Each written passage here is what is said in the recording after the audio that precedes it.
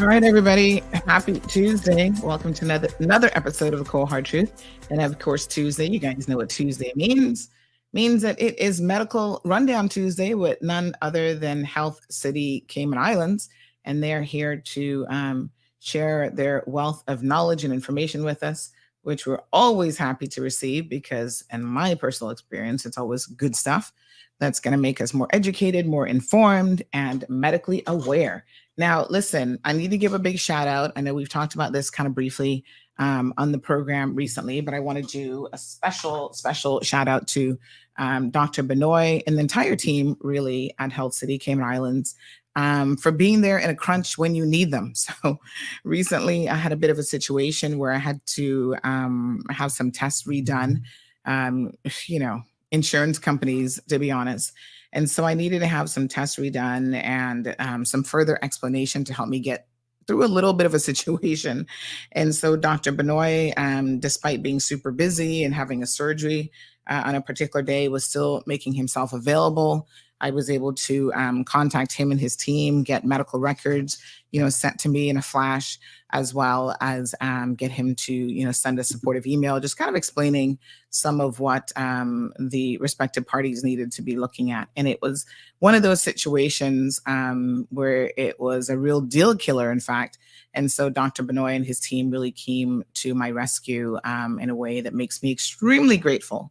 Everything from the lab guys to, I think her name is Shalene. If I'm getting it wrong, she'll forgive me, hopefully. She's just so amazing when you go there. It kind of Shalini walks you through everything and just gets you, through your appointment locations within the Health City facility as quickly as possible. So thank you guys so much. It was, it was just amazing how quickly it happened, how quickly I could get my reports done, some blood work, and just get that situation resolved. So it's always good when you have not just good physicians at your disposal, but good physicians at your disposal, folks who understand, the elements of life. Like sometimes you're in a rush. You've got to try to get stuff done. Sometimes you need them to send an email. You need medical records. You need a doctor's note. And they were just really, somebody said Shalene. Is it Shalene? Is how it's pronounced. But anyway, she knows who I mean. I think she's on vacation this week, but they just really, really come through for you. And they say Nurse Shalene is amazing. So somebody else has had another amazing experience with her as well. So on that note, let's go ahead and bring in Shamari. I think he might have some bad football news if I read the headlines correctly yesterday. Oh, so you're keeping track. You see? I did see a headline. Yes. Well, I still have and I'm still here, ready. You're still going to stick with them. I like supporting.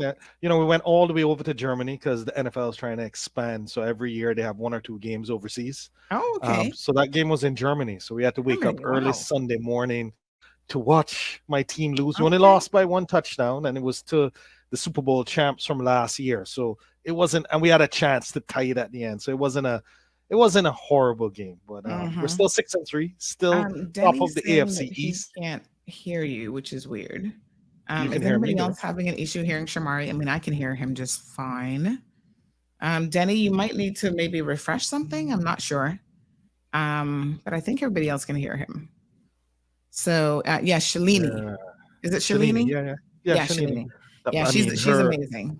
Yeah, her name is a lot longer than that, but yeah, Shalini is that's a shortened version. Is what her shortened version of the name is, and she's actually the person for the executive health checks.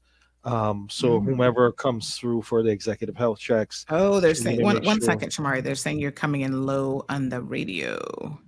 So let me just pump up some volume here. Okay, let's try that. Okay.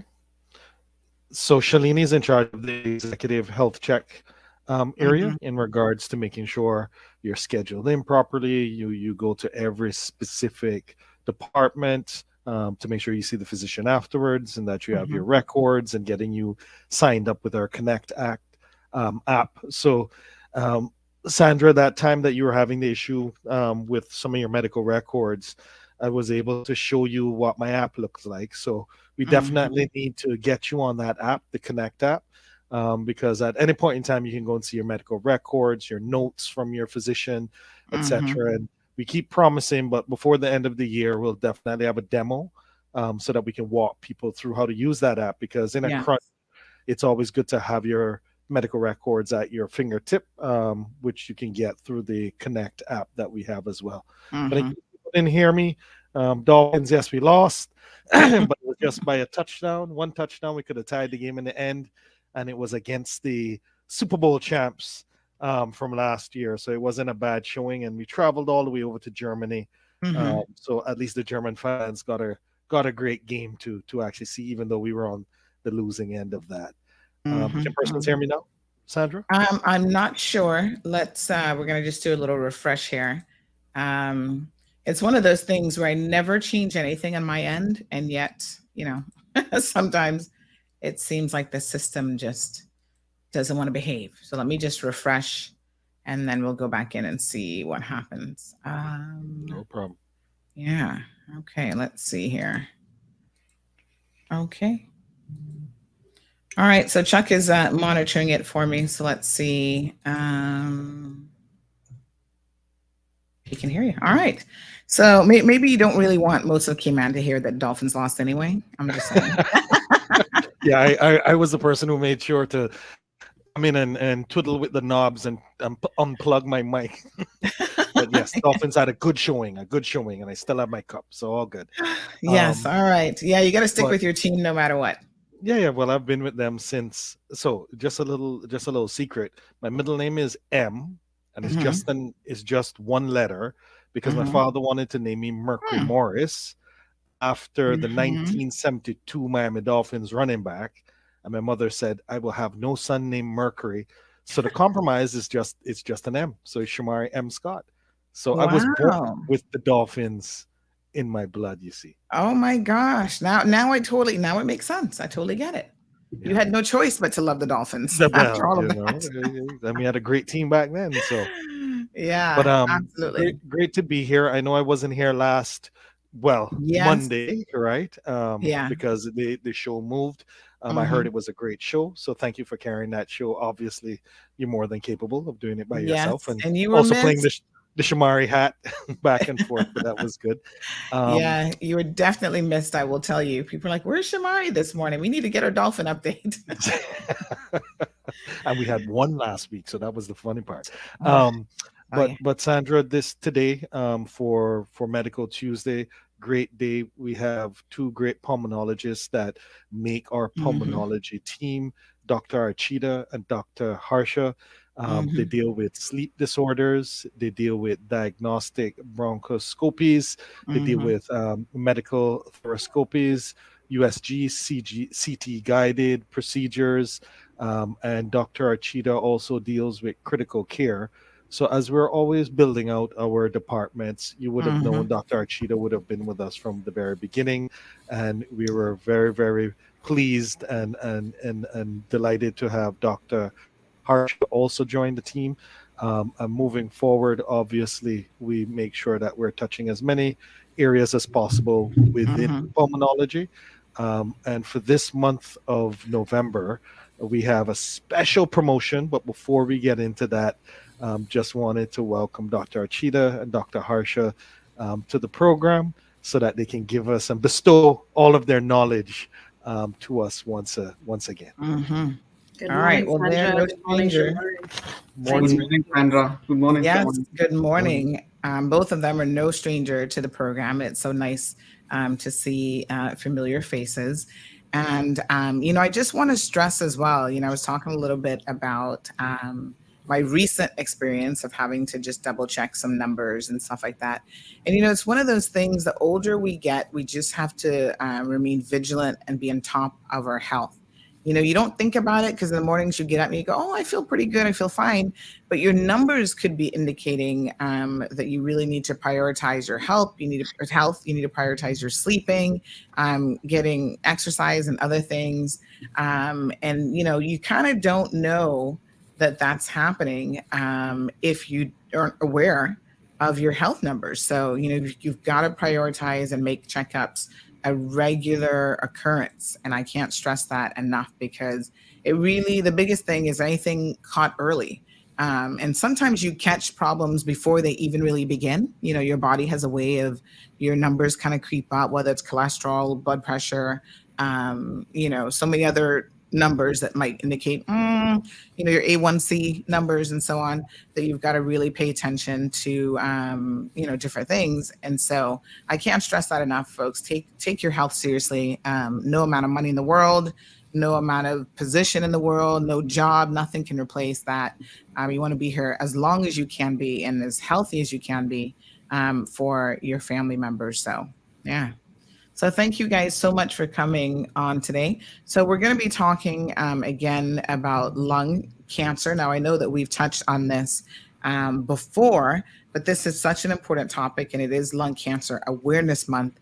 So yet another opportunity to really highlight this very, very important topic. Yep. Anybody want to Yeah, jump in? morning, no one. We were not sure you wanted us to start. Yes, absolutely. No, Sandra, we're here to talk about lung cancer awareness. I'm sure quite a few people do know this, but it is one of the most common cancers, rather the most common cancer in men, and the second most common cancer occurring in women, and one of the leading causes of cancer-related deaths.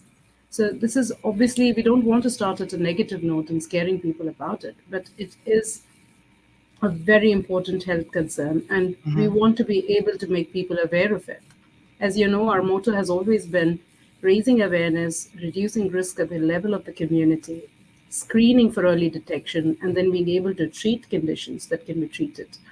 The sooner they're picked up, just like you mentioned a few minutes ago, the sooner you can address the problem and deal with it. So Mm-hmm. that is the motto behind it. Every year, internationally, Lung Cancer Awareness Month is observed in the month of November. And so we are here now, in what it seems to be the first week of November still, to be talking about it and making people aware of the risk factors and how they can be candidates for early screening. Mm-hmm. And then, of course, what we are able to offer them for it. Mm-hmm. All right, very good. I'm surprised every time I hear of the prevalence of it. I must say that I am very, very surprised, because there's so many different types of cancers that exist. Is it really because people are still smoking and engaging in activities that put them at higher risk? Yeah, definitely.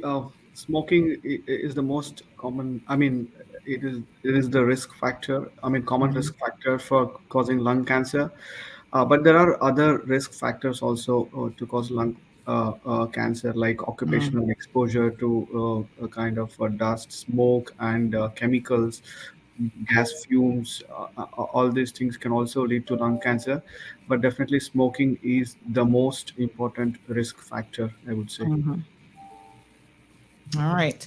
So, accounts for some 11.4% of all new cancer cases and 18% of cancer related deaths worldwide in 2020. Again, very, very shocking numbers. Constitutes 8.2% of all new cancer cases and 10% of all cancer related death in both sexes, in the Caribbean. I actually, when we were in Europe recently, I think most people know that I did a Greece trip at the Mediterranean, and I was really, really shocked and surprised that so many people smoked. It was just like, wow. I think in the US, I guess people are still smoking in the States, but there are probably more restrictions on where you can smoke. And, I found that, like, at our hotel, people, like, I would sit in the lobby and I could smell the cigarette smoke. I'm like, are people smoking inside? It seemed to me that, there are a lot of people who haven't gotten the memo that smoking is bad for your health in so many ways. And I guess maybe even by region, the prevalence of smoking certainly varies as well. True, Hmm. it's quite common in Europe, though. I mean, surprisingly, since there's a lot of let me say, awareness in that region, but it's Hmm. still quite prevalent. I mean, that's my observation as well. Yeah. But any which ways, I believe tobacco smoking has been around for hundreds of years, Hmm. and it still is a prevalent addiction. It still is something that people do. They may be now moving towards more refined ways of consuming tobacco smoke, maybe in the form of vaping and whatnot. But cigarettes and other forms of tobacco smoke continue to remain a risk factor. And remember, cancers do not develop overnight. It's not like if you've been a smoker for a few days, you're going to develop it, but the effects may show later on in life. So there's also people in the past who've been exposed to asbestos, and they start showing signs of cancers 30 to 40 years down the line. So we cannot talk about risk as a present day risk, but also cumulative risk over the period of years that people have been exposed to. Right. So far, lung cancer risk remains on a high. I mean, the prevalence of lung cancer is quite high. The detection rates may be very low, actually, as compared to the number of people who actually have it. And they may be detected pretty late in the course of the disease. And hence the emphasis on early screening, because when detected early, the treatment for lung cancer can have really good outcomes. However, advanced lung cancer can have a very high death rate and very poor outcomes. So detecting it early is the key to being able to help these individuals who are at high risk and identify them earlier in the course of their illness. Right. And tell us a little bit about how it develops. I see here that it actually starts in the windpipe or the trachea and can then involve the primary airway and the lung tissue. Uh, I mean, I cannot say that it starts that way always. So I can only say that they mentioned that.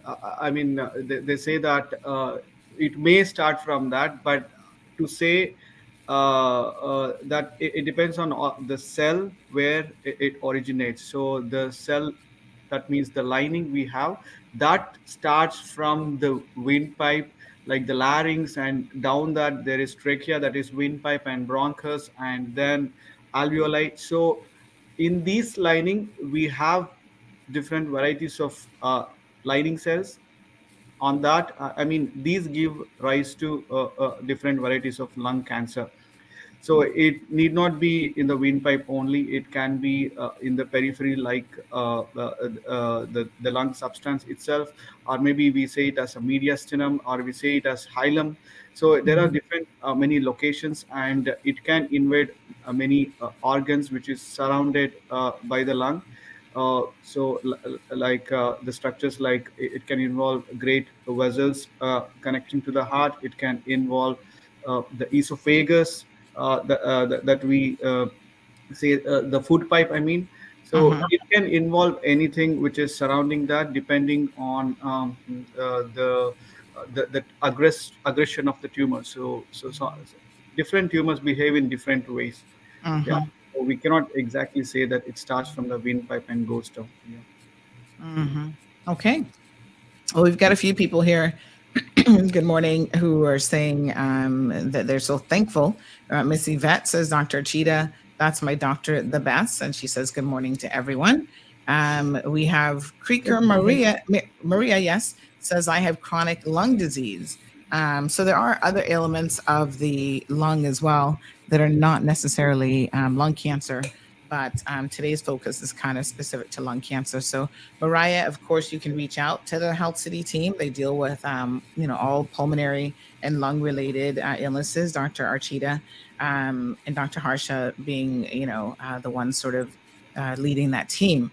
So we talked about smoking being the number one risk factor. Leanna has a question that comes up time and time again about vaping, whether smoking tobacco or vaping, which is worse. Is there any such thing as a good introducing anything into your lungs? Is that good by any stretch of the imagination? I mean, should we be saying, well, go ahead and vape because, maybe you'll catch something else, but it won't be lung cancer? Like, what's the deal here? I think we're really not so much aware about the long-term effects of vaping on the lung or the breathing passage. But intuitively, it really cannot be healthy to be inhaling chemicals into the lung, right? And we have already had reported cases, and we've had this chat before, I believe, but there have been reported cases of acute lung injury or damage to the lung from vaping. And this is basically just consuming chemicals from unregulated providers. We don't know what they put into those vapes, and different providers or different manufacturers may be putting different types of substances. It's still not a very regulated industry, and a lot of these substances are potentially carcinogenic. But as I mentioned earlier, we do not see carcinogenic effects or the development of cancer within a few days, weeks, or Mm-hmm. months. It takes years to show up, and so it's very difficult to comment on this on vaping being a risk factor for lung cancer yet. Mm-hmm. As you may know, I mean, from the first vape being developed, it's probably been just about 2 decades, and we may start seeing an increase in. I mean, we are already seeing an increase in consumption, and we may start seeing the effects of this vaping down the line. Mm-hmm. But we And don't want to reach that stage and then detect, that, oh, it's a risk factor. And more so because vaping is now being taken up by teenagers and kids in school. Mm-hmm. And yes, so we are going to see lung cancer onset perhaps much earlier in life and in individuals who've been, vaping for a very long period of time, sometimes so discreetly that they may not even themselves recognize this as a risk factor, but nobody would really know that they are at a higher risk because they don't want to Mm-hmm. talk about it and it's so discreet and easy to use. Yeah. So And I wouldn't and encourage it. Mm-hmm. yes, and and I find and that a just lot of to, people sorry, vape a yeah, lot more correct. Mm-hmm. as well.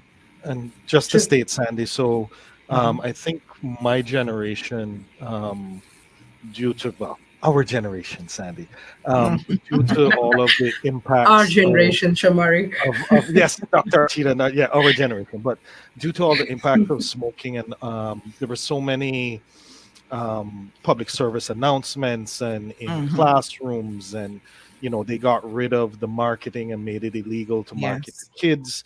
So my generation of um, classmates, it was minimal in regards to how many people actually took up smoking.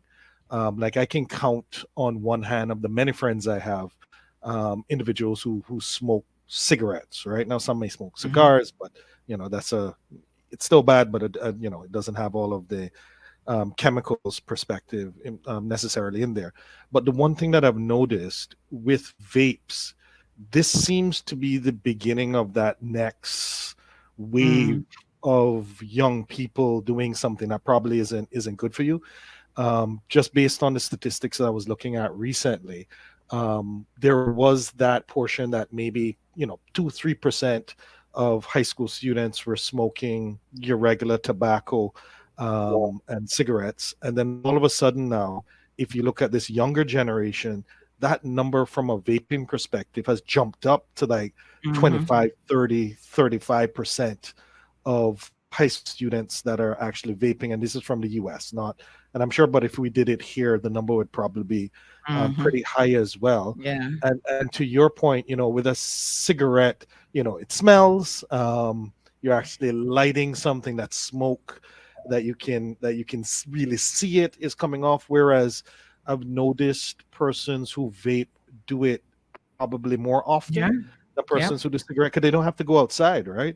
You can have it It's right in your hand. constant. You Yeah. just, and it's like every 15 to 30 seconds, Mm-hmm. you're seeing somebody do that throughout the course of the day. Exactly. And I'm sure, as to Dr. Archita's point, that we may not start to see all of those negative effects Mm-hmm. now, but what about 10 years from now, 15 years Yeah. from now? Yeah. So to your point, it's Yeah. just not good to put it And in I a mean, box. even if, and I was thinking about this as well, even if there was a negligible benefit over traditional smoking, the fact that you're doing it so much, I think would probably sort of negate that benefit anyway. Well, I Because, think, uh, yeah, and I think the issue is, if you have had long-time smokers who switch from the cigarette to a vape, mhm, maybe there's some benefit to that.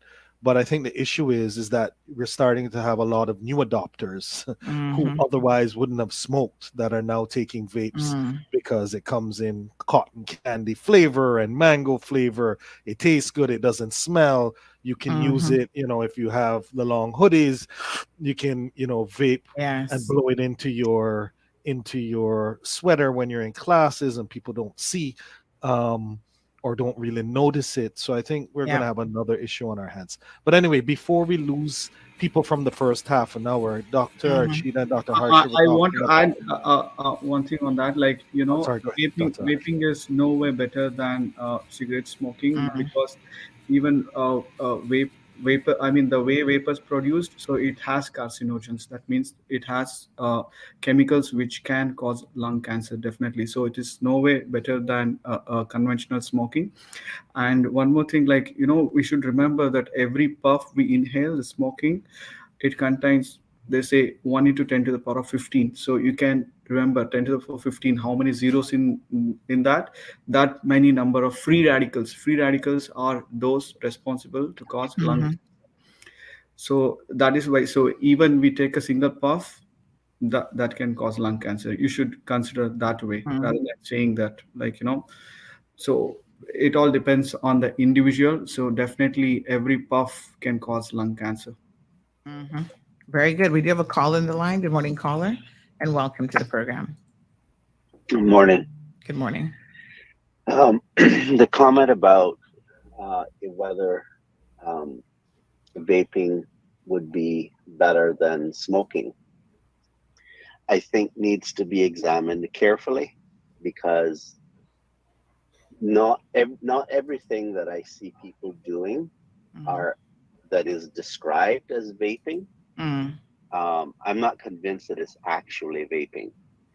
Hmm. I think they are exposing the substances to temperatures that are too high, and it's actually more like smoking than they believe it to be. Mm. And so if you're truly vaping something, you're just turning it into a vapor. You're not Mm-hmm. actually burning the substances. That's the difference between smoking and vaping. Mm-hmm. When you're smoking, you're burning, extremely destructive. Vaping is not burning the substances. And I believe, from just when you look at the things that people inhale, you see more Mm-hmm. material in the air than one would imagine would come from a vapor. I just wanted to Mm-hmm. highlight that point. Thank you so much. Appreciate that. Bottom line, folks, don't vape. I mean, I don't know how much clearer we can get. All right. So some additional risk factors include exposure to heavy metal compounds, asbestos, other chemicals. We have another caller in the program. Good morning, caller. Welcome to the program. Question or comment for a guest? Hello, good morning. Hi, good My morning. name is John William Bello. I'm Yes. from Nicaragua. I'm have a case, or I want to consult it if you can help me. I went in Cayman Island Okay. work as a Sir. farmer. Oh, sir, we actually have some guests in the studio for Medical Tuesday. So if we could probably get you to call back after 8:30. Okay, it's okay. Okay. All right. Thank you. Thank you. All righty. And Sandy, before we jump into the next area, sorry, just wanted to mention that before we lose people in the first half an hour, that for the month of November, Dr. Archita would have mentioned that we're doing lung screening. So it's $50 US, as always, making sure that it's affordable so that people can be within the reach. It's our scan earlier, breathe easier. We would have done this promotion before, and we continue to do it. That for $50 US, you can come in and get your low dose CT scan. However, you have to fit the criteria. You have to be 50 years of age or older, have a history of smoking equivalent to a pack a day for 20 years, or you are a current smoker who quit within the last 15 years. And you have to you really need to be within that criteria to be able to have the low dose CT scan. If it's normal, then the patient care team will actually reach out to you and let you know that it's normal. If there's something that Dr. Harsha or Dr. Archita needs to just have an additional look at, then they will actually set up a consultation as a follow-up for no additional cost. So that's all within the 50 US. And you have to book before the end of November and have your appointment before December 15th. It's also 640-4040. As you know, you can call or info@healthcity.ky. So scan earlier, breathe easier, $50 US, get your lung screening, but you have to be 50 years or older, history of smoking equivalent to a pack a day for 20 years, or heavy smoker that would have quit within the last 15 years. All right. If I So may add, you very, have to fit all three criteria, not just one of them. yep. So that's an amazing offer that's on for this month. Okay, wonderful. All right, folks. Any other questions? Don't forget the phone line's open. 936-2626 is the telephone number. So we were going to talk about some of the additional risk factors. I saw a comment here from Leanna about how her cousin died from asbestos and mold, which was exposed. He was exposed to at the Georgetown police station after Ivan damage, and he never smoked. What's the impact of things like asbestos and mold on a person's lung health? Okay, if I have to tell, like asbestos, definitely, like here I see more people coming with asbestosis because they have been working in harbors and ships, ship crews, and usually when they are also, if they are working in a construction company, usually they are exposed to asbestosis. So asbestosis on long exposure can cause pleural plaques. We say pleura is a lining, which is lining, which is a layer lining the lungs. So it can cause plaques there, and also over the time the plaques can like become cancer. We say it as mesothelioma. So that is what. So definitely asbestos has its effect on lungs and cause. We cannot say it as a lung cancer. We say it as pleural cancer. So which is a part of lung. Yeah, definitely. And about molds, I mean, there is no direct relation, molds causing lung cancer. It is not very evident, but definitely inhaling molds can lead to chronic infections in the lung.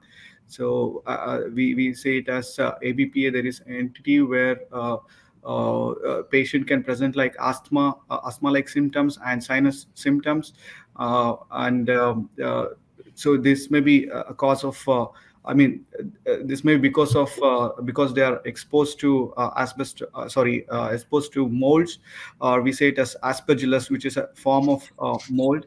So if they are exposed to these, usually we see these molds even in wet walls. If the particularly those who are having pets, and if they have mats and carpets which are not well maintained, so usually these contain molds and fungus. And particularly because here more of many of the houses, most of it are centralized AC, and it can be present in the AC vents as well. So commonly we are exposed to the molds, so it can lead to chronic infection, but not necessarily the lung cancer, I would say. Yeah. Okay, very good. All right, so thank you so much. We see Miss Kathleen says that Dr. Archita is the best.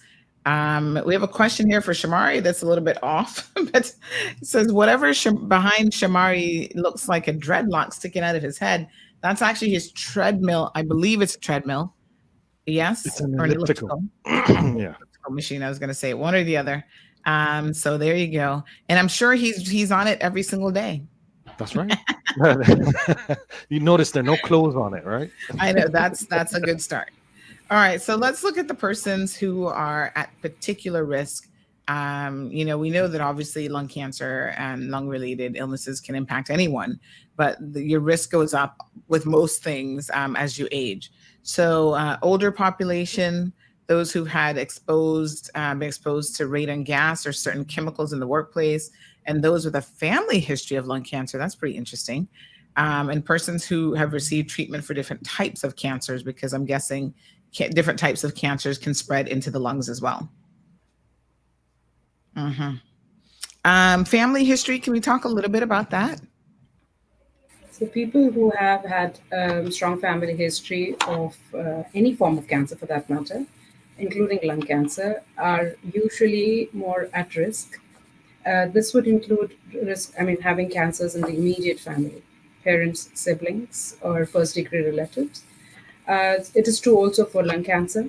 Also, we see, of course, these are because of genetic predispositions.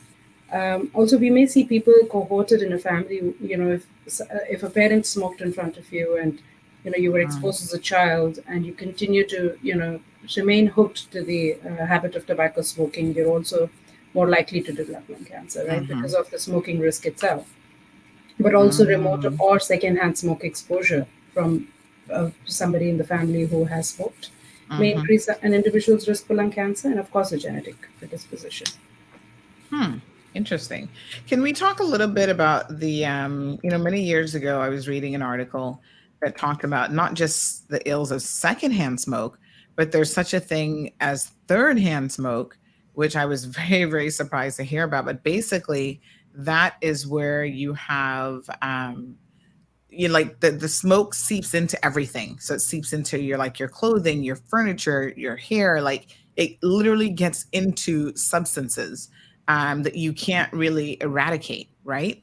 And so there is that, the soot actually gets on everything as well, and that is something that impacts people, especially small children, their risk for all sorts of illnesses. Can we talk a little bit about the not just to the harm, not just to the smoker, but to other people around them as well? Yeah, like some people when they were diagnosed with lung cancer, they would be wondering, like, I never smoked, I did not touch tobacco anytime, but still, how did I get lung cancer? So for them, like, maybe this is the answer. Mm-hmm. Probably there are other causes also, which because of which they would have had lung cancer, but this could be one of the cause, because usually people living with those who are smokers, like, so the smoking suit can drop anywhere, like, and whenever the other person in the family who's usually maintaining the house, so when the dust, when they're using the materials which are surrounding, or the cloths, or any form of the thing, so definitely they can Mm-hmm. inhale those dust, or the particles, we can say. Mm-hmm. So they are definitely at risk. So definitely people, those who are living with the smokers, so they should be aware of it. Yeah, but Mm-hmm. there is no way they will know it. Definitely Right. that can also be a cause for causing lung. Yeah. Yeah. Wow. So that's why the term was changed from secondhand and third hand to environmental tobacco smoke exposure. So we talk Mm-hmm. about ETS these days, and not just, it's a more generalized exposure that we're worried about, especially Mm-hmm. causing respiratory ailments among young children, as you mentioned, or infants Mm-hmm. when they're exposed to it. But also, in general, it does increase risk of lung cancer. So, if an individual who's been a smoker has a 25 times higher risk of having lung cancers, and a non-smoker who's been exposed to environmental tobacco smoke may have a lesser chance, but still is at a higher risk than somebody who's never been exposed to smoke of developing lung cancer. Mm-hmm. Wow. All right, folks, the more you know, the more you grow. Okay. Wow. I'm still all right. Let's talk about some symptoms then. What should people be looking at that should be of some concern if they start to exhibit any of these? Is it something where you can have it and not have any symptoms at all? Can it be that sneaky? Yes, it can, Mm, unfortunately, unless it has advanced advanced stage. significantly to start Yeah. causing symptoms. And that's why we keep saying screening is meant for people who are not symptomatic or mildly Uh-huh. symptomatic and have high risk. So, as we know, I mean, a lot of cancers can remain undetected for a very long time, but particularly so for lung cancers. Mm-hmm. Also, the symptoms may be subtle, like just a chronic cough, which a smoker would attribute to just smoking itself and not pay much attention to. But as you've already mentioned on the slide, I mean, some of the symptoms are a persistent cough, which just won't go away, especially if you are an individual at high risk, have been a long-term smoker or exposed to environmental smoke of some form. Mm-hmm. Coughing up blood, shortness of breath, localized chest pains, unexplained weight loss or loss of appetite, which is Mm-hmm. unintentional, of course, change in voice, feeling or palpating lumps and bumps somewhere in your body, which were not there earlier. Mm-hmm. So these are things that one wants to be on the lookout for. These would be early symptoms. Sometimes there can be, of course, severe pain related to breathing, which can happen if this tumor is causing, is invading into the lining of the lung or the wall of the lungs. Mhm. of the chest wall. So there could be many symptoms depending on the location of the lesion. Mhm. Mm. There could be also new onset of wheezing for that matter. Right. All right. And let's talk now about some of the available treatments. Like the modality of treatment or the how we treat the lung cancer depends on the histopathological variety of the lung cancer we are seeing, and also it depends on the stage of the lung cancer where we detect it. So these are the two things which decide the treatment. So we have many treatment options, like the tumor itself can be resected if it is Mhm. presenting at an early stage. And as I told you, there are different varieties of lung cancer. Like we say it as small cell lung cancer, we say it as non-small cell lung cancer, adeno cancer, large cell tumor. So there are different varieties of lung cancer, and like some of the tumors respond to radiotherapy very well, and some of the tumors need a combination of chemotherapy and radiotherapy. And like nowadays for advanced stages, we have the biologics, or we say it as immunotherapy. Mhm. And usually it is a combined approach. So we decide, there is a multidisciplinary approach where we decide about a case and see what best can be done to that patient depending on the staging of the disease. Mhm. So it is not like there is one particular treatment for one lung cancer. It is a combination of all the things which are available. And Mhm. as science and medical science progresses, we have what we know as more individualized approach to treatment of any disease, particularly Mhm. lung cancers as well. But before we talk about treatment options, Sandra, as physicians, as pulmonologists, I'm sure Harsha and I are very keen to also talk about diagnostic options as to how do Mhm. we actually approach these individuals with lung cancer. And so, Mhm. as we mentioned, if somebody presents with symptoms, usually they go to their doctor and they may be advised an X ray or a scan of their lungs or a CT scan of their lungs, or they may directly approach a pulmonologist where they are then subjected to further evaluation. And once an abnormal area in the lung is detected on any kind of scan, either an X ray or a CT scan, then a further workup is planned, which would include to obtain a biopsy from this area, which looks abnormal, and that could be done either by means of a bronchoscopy, which is a camera going down into the breathing passages and into the lung, or it could Mhm. be done by an external approach using image guidance like a CT scan, or sometimes rarely an ultrasound to reach that area to biopsy it with a needle. So these are the diagnostic approaches. There's also other approaches like thoracoscopy and other ways of diagnosing tumors in the lung. And once this diagnosis is made, the sample is sent off.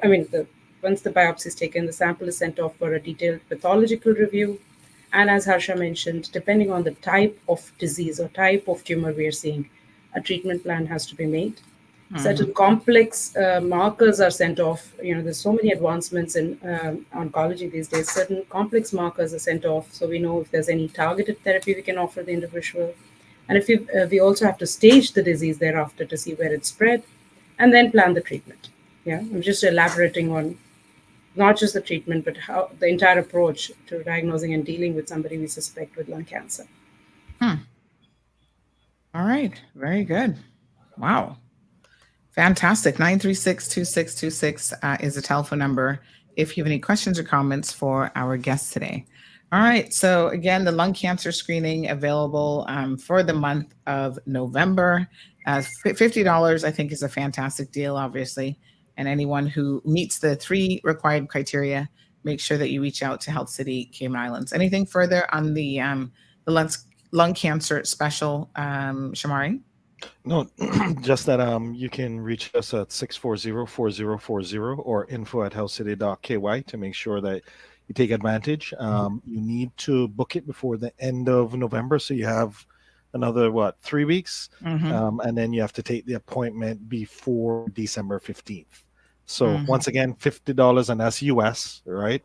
Mm-hmm. To come in once you meet the criteria to be able to have that screening. Mm-hmm. Okay. All right. And Besides, you have, Sandra, sorry, may yes. I No, interrupt? yes. Okay.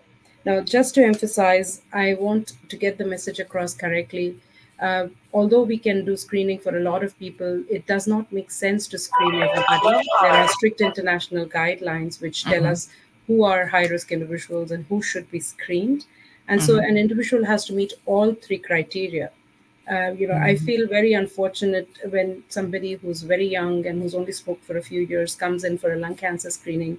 And even though this is a low dose or dose modified CT scan, it's still exposure to X ray radiation.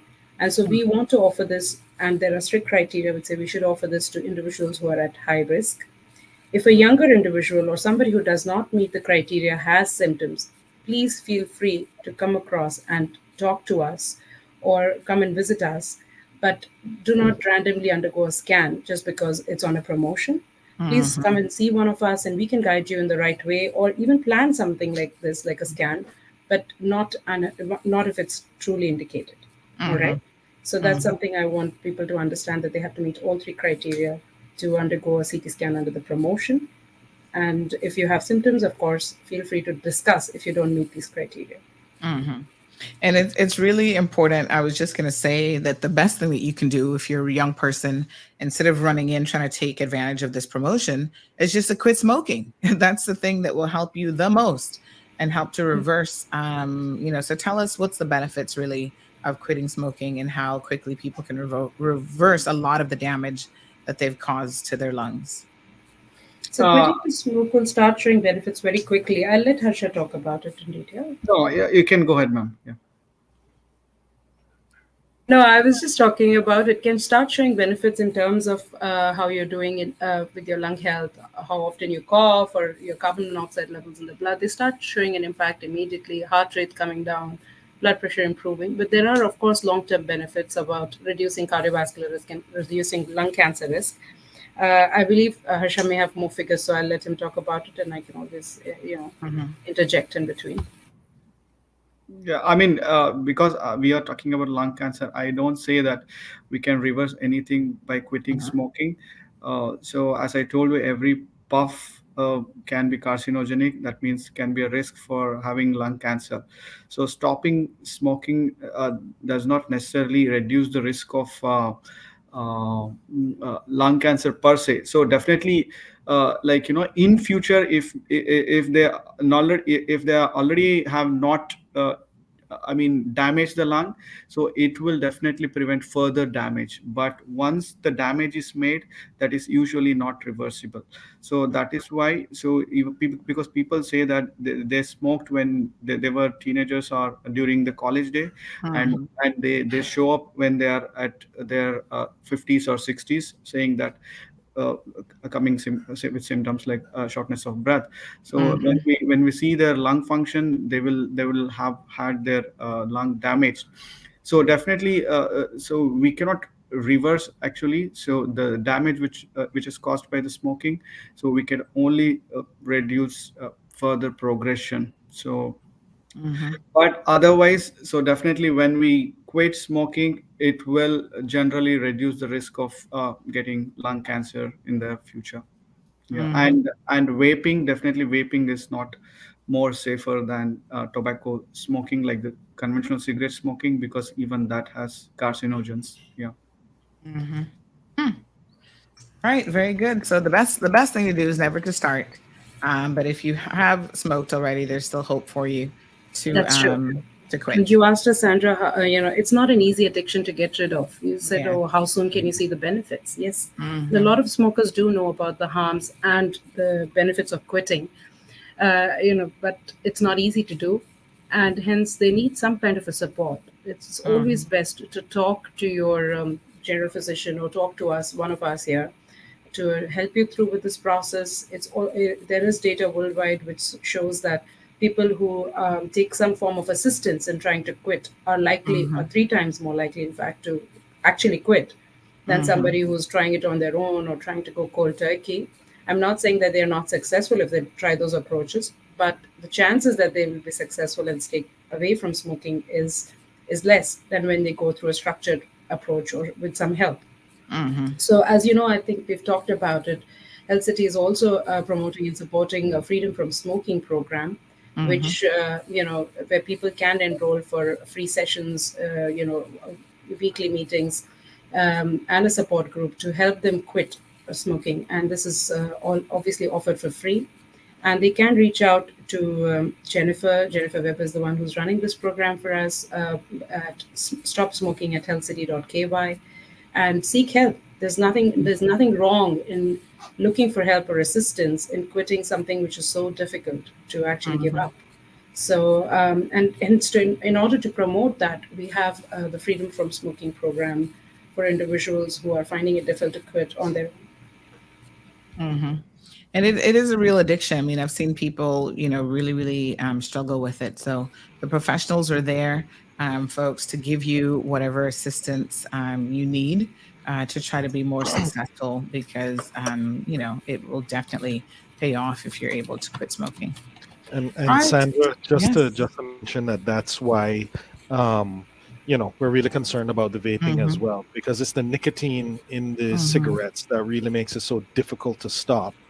And with the vaping, it has nicotine that's included as well, right? Mm-hmm. And let's say in the future, if for whatever reason vaping was to become illegal and banned, because of that nicotine that's needed, people might even switch over to smoking and the burning of all of those chemicals as well. But to Dr. Harsha's point, vaping isn't necessarily the better for you. So, Mm-hmm. from a young age, let's try and not start so you don't have this lifelong battle of trying to get off these addictive products.